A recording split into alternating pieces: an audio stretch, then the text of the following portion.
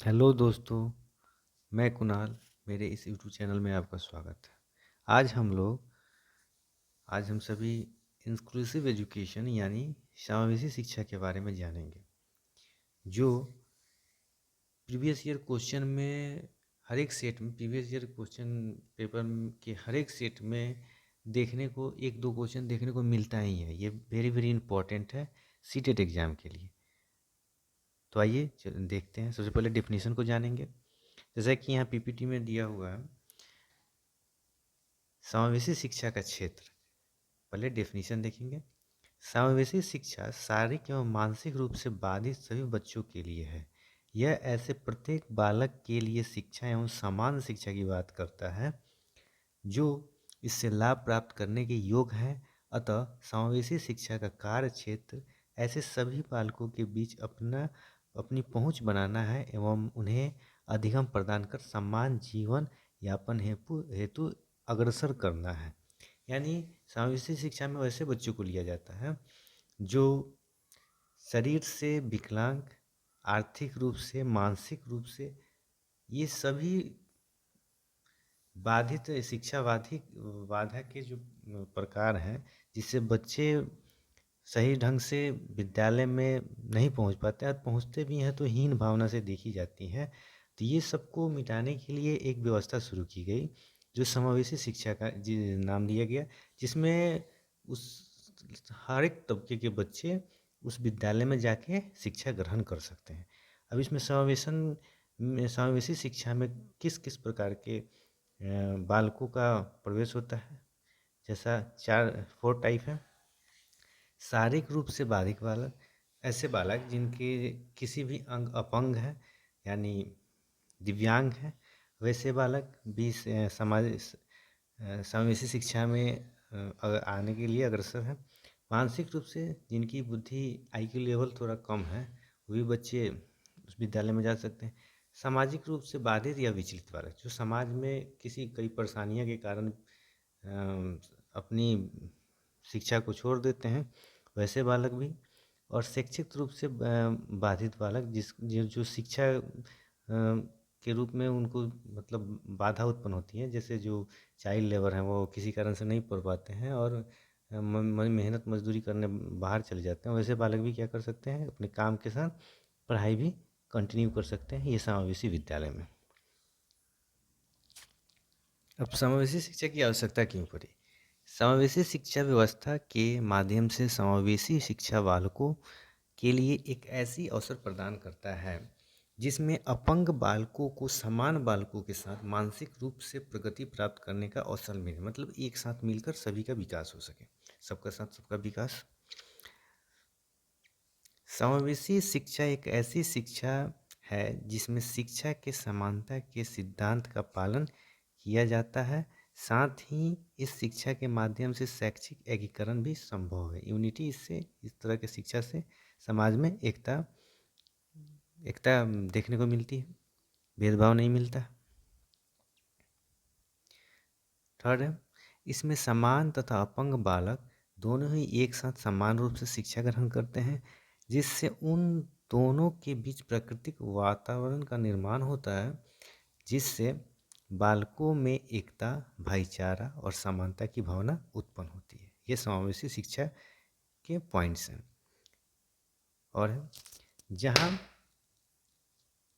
बालक समान और विशिष्ट बालक एक साथ शिक्षा ग्रहण करते हैं, वहाँ शिक्षा में भी कम खर्च होता है, क्योंकि अलग अलग शिक्षा के लिए जितना खर्च किया जाता है वो केवल समावेशी शिक्षा में कम खर्च या लागत में कम लागत में कम खर्च में कर लेते हैं।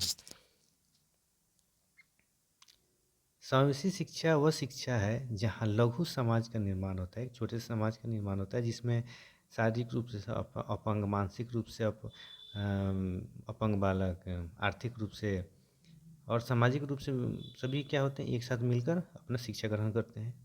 इसीलिए ये क्या है, लेकिन लघु समाज है, एक छोटा समाज है, क्योंकि यहाँ हर तरीके के बालक एक साथ ही शिक्षा ग्रहण करते हैं, जिसके कारण उनमें नैतिकता की भावना, प्रेम, सहानुभूति, आपसी सहयोग गुण आसानी से बढ़ाया जा सकता है।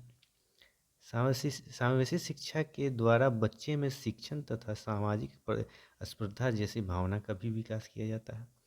आज के युग में समावेशी शिक्षा का विशेष महत्व है, क्योंकि यह शिक्षा ही आज के समाज में बदलाव ला सकता है। इसलिए सामाजिक शिक्षा को ज़्यादा से ज़्यादा प्रोत्साहन देना चाहिए। प्रोत्साहन इसलिए देना चाहिए क्योंकि इससे एक लघु समाज का निर्माण होता है। इसमें सभी बच्चे की में एकता की भावना उत्पन्न होती है। इसलिए ये इन सब कारणों के कारण समावेशी शिक्षा पर ज़्यादा ध्यान देना चाहिए। अब समावेशी शिक्षा का महत्व, क्या महत्व है इसका? फर्स्ट नंबर देखते हैं।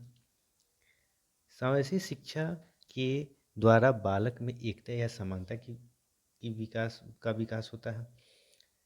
सेकेंड है, जैसे ही ऊपर बताया गया है, जैसे ऊपर देखें हम लोग, इसमें समान तथा विशिष्ट दोनों ही बालक एक साथ पढ़ते हैं, इसलिए यह शिक्षा कम खर्चीली भी है।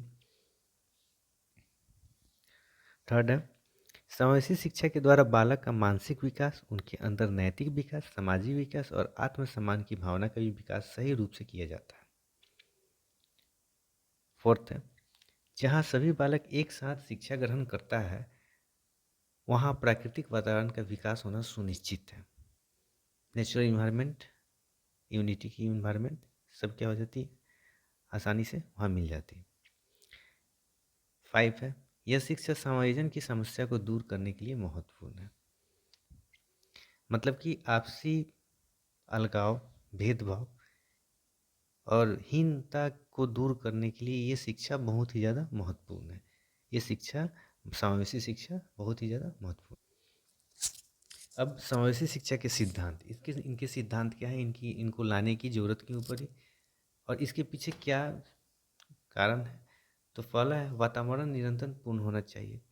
सबसे पहले वातावरण सस्टेनेबल होना चाहिए, जिससे बच्चे क्या हो सके, उनके लायक इन्वायरमेंट क्रिएट करना चाहिए, जिससे बच्चे को शिक्षा जो है बोझ ना लगे और भेदभाव ना दिखे।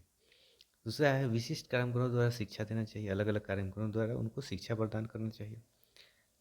थर्ड है, भेदभाव रहित शिक्षा करना चाहिए, मतलब उनके साथ भेदभाव बिल्कुल नहीं होना चाहिए शिक्षा में खासकर। चौथा है, माता पिता द्वारा सहयोग प्रदान करना। हाँ, इसमें माता पिता की बहुत अधिक जिम्मेवारी बनती है, क्योंकि अगर वो स्कूल नहीं भेजेंगे तो वो शिक्षा ग्रहण नहीं कर पाएंगे। इसलिए माता पिता का सहयोग सबसे ज़्यादा इम्पोर्टेंट इसमें देखने को मिलता है। फिफ्थ है, व्यक्तिगत रूप से विभिन्नता, अलग अलग रूप से विभिन्नता देखने को मिलती है। कोई अपंग है, कोई मानसिक अपंग है, कोई आर्थिक है, कोई सामाजिक है, अलग अलग विभिन्नता देखने को मिलती है। एक लघु समाज का निर्माण हो जाता है, जिस सिक्स्थ है, एक लघु समाज का निर्माण हो जाता है। समावेशी शिक्षा में विशिष्ट बालकों के प्रकार, कुछ प्रकार हैं इनके, कुछ टाइप्स हैं। भौतिक रूप से भिन्न, जैसे मानसिक रूप से पिछड़ा बालक, शैक्षिक रूप से पिछड़ा बालक, प्रतिभावान, सृजनात्मक क्रिएटिविटी इसको बोलते हैं। तो शारीरिक रूप से भिन्न बालक कौन कौन से हैं? विकलांग, अक्षम बालक, चर कलिक, बीमार बालक, श्रवण बाधिक, जो सुन नहीं सकता है, जो देख नहीं सकता है, जो चल नहीं सकता है, इस तरह के बालक शारीरिक रूप से भिन्न होते हैं। दूसरा है मौखिक संचार से भिन्न, वाक क्षतियुक्ति बालक, जिनको बोलने में तकलीफ होती है, बोलने में दिक्कत आती है, लटपटाते हैं। भाषा विकलांगता, भाषा में स्पष्ट रूप से वो बता नहीं पाते अपने मन के भाव को। उसके बाद मनोसामाजिक रूप से भिन्न, कुछ मनोसामाजिक रूप से, मानसिक रूप से भिन्न होते हैं। जैसे सामाजिक रूप से तिरस्कृत, कुछ बच्चे समाज में उनको हर एक बात के लिए तिरस्कृत किया जाता है, उनको नीचा दिखाया जाता है। उस टाइप के बालक भी क्या होते हैं, एक तरह का अपंगता ही है। कुसमायोजित बालक, समस्यात्मक बालक, जो हर हमेशा समस्या में घिरे ही रहते हैं, हर एक बात पर क्या होता है, समस्या उत्पन्न हो जाती है, ऐसे बालक। अपराधी बालक, जो अपराध करते हैं, जो क्राइम करते हैं, उस तरह के बालक भी मनोसामाजिक रूप में आते हैं, साइकोलॉजिकल इम्पैक्ट में आते हैं।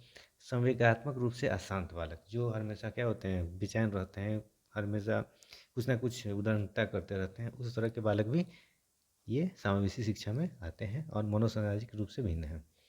उसके बाद आता है सांस्कृतिक रूप से भिन्न बालक, अधिगम, असुविधायुक्त, सांस्कृतिक रूप से अल्पसंख्यक, वंचित बालक, ये सब सांस्कृतिक रूप से भिन्न बालक हैं।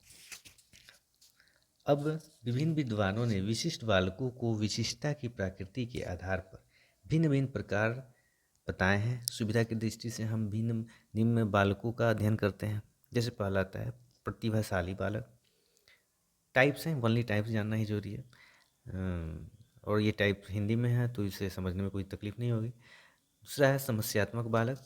थर्ड है पिछड़े बालक। चौथे हैं मंदबुद्धि बालक। पांचवे है अधिगम असमर्थित बालक।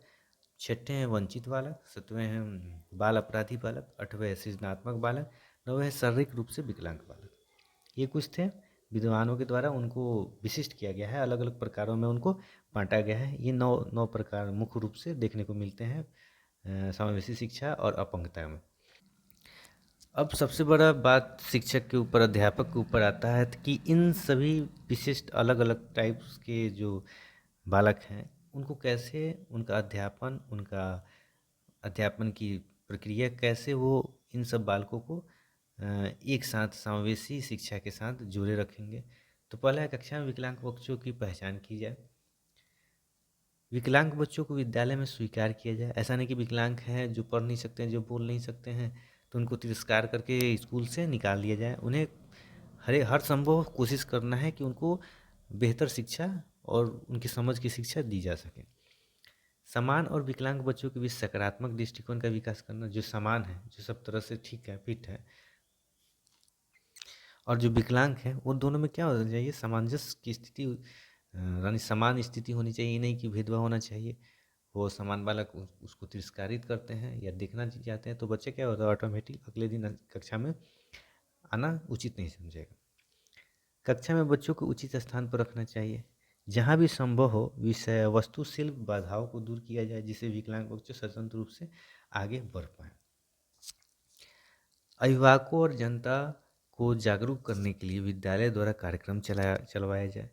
बच्चों को निर्देश दिया जाए। विशेष आवश्यकता वाले बच्चों के लिए मूल्यांकन में अनुकूलन हो। उपलब्धि और नैदानिक उपकरण का निर्माण किया जाए। शिक्षण में शिक्षण सहायक सामग्री का उपयोग करना चाहिए, टीएलएम जिसको बोलते हैं, उसका उपयोग करना चाहिए। लगभग सभी गतिविधियों में विकलांग बच्चों को शामिल करना चाहिए। ऐसा नहीं कि विकलांग है तो खेल नहीं सकते हैं या कोई विशेष कार्य नहीं कर सकते हैं। हर एक कार्य में उनको बराबर की सहभागिता देनी चाहिए जिनसे उनको हीनता का भाव उत्पन्न न हो। तो ये कुछ समावेशी शिक्षा, इंक्लूसिव एजुकेशन के बारे में था, जो सीटेट एग्जाम में हर एक सेट में 2 से 3 क्वेश्चन देखने को मिल ही जाते हैं और ये बहुत ही एग्जाम पॉइंट्स ऑफ व्यू से बहुत ही ज़्यादा इम्पोर्टेंट है। तो ये पूरा हिंदी में था। तो आज के लिए इतना ही। फिर मिलते हैं नेक्स्ट वीडियो में। तब तक के लिए बाय। और चैनल को सब्सक्राइब करें और ज़्यादा से ज़्यादा शेयर करें। Okay, thank you.